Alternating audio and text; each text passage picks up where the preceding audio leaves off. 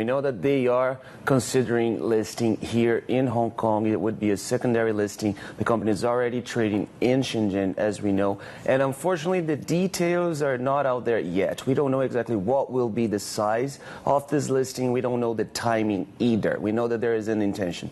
Basically, this comes after the company gave up on selling global depository receipts in Switzerland. This was it was reported a few months ago by the media here in Asia and also in Europe that there was an intention to come with an issue in Europe that would be as large as $5 billion US. That's a huge amount of money. Several companies were going to the Swiss market to raise funds, several Chinese listed companies, and this would be an option for CATL. We know that now this is not on the table anymore, and Hong Kong, a secondary listing here in Hong Kong, is probably what's going to be more likely for the company. So what's going on with these GDR offerings? Because we know that Chinese firms have increasingly turned to them.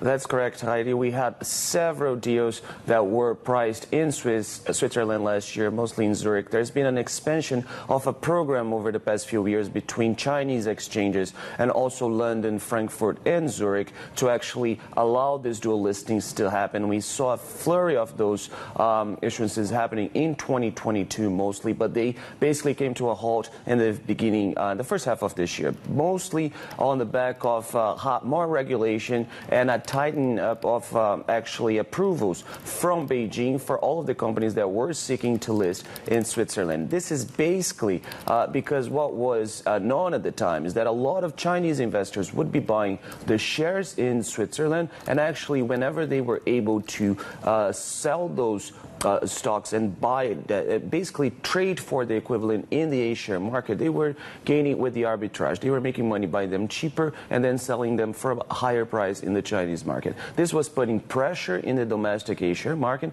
and of course it brought to the attention, it turned to be more regulated than initially was expected. So basically there's been a tightening up of that segment of that market, and the consequence of that is the CATL looking for the listing here in Hong Kong. So, Filipe, having CATL, the world's biggest maker of EV batteries, listed in Hong Kong, what would that mean for that market?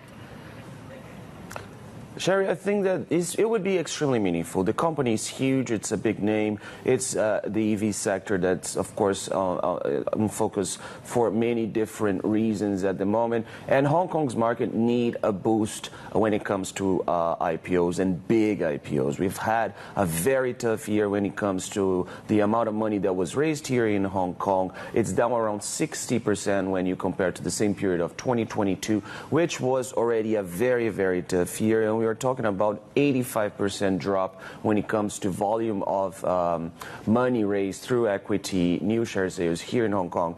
If you compare to the past 10 years, it's a very tough moment. When you talk to bankers, they say that we need to see big names going through a very, very good offering with good demand, with good cornerstones, with a lot of trust and confidence throughout the process, and then those names need to trade well. They need to climb on the first day of trade. They need to sustain very good performance. If we see several of those deals coming in a row, maybe we would see a recovery of Hong Kong's IPO market. CATL could definitely be one of those big names that would draw a lot of attention, a lot of interest and demand for Hong Kong. When is this going to happen? I think that's the big question.